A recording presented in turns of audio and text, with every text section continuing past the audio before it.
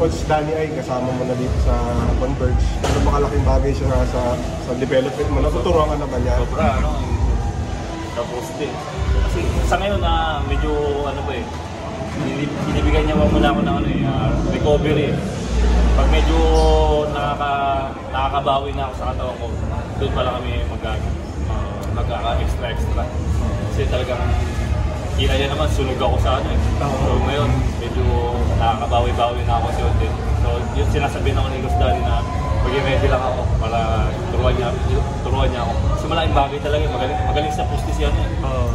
Kita niyo naman yung ginawa kay Justin Naranja, di ba? Sobrang talagang nakakano. So yun. So wala pa talaga, hindi ka pa niya masyadong natuturuan kasi nga papahinga ka pa. Pero kung ano, yung tinuturo niya sa akin lagi, kung nasa loob ako, yun. Kung ano mang gagawin ko, hindi ka makashoot, pauwi ka sa rebound. Kasi kita niya kasi maano ko eh, madalas ko tumakbo, magilas ako sa loob. So yun, bumabawi ako ng bumabawi, hindi ako dinatawag.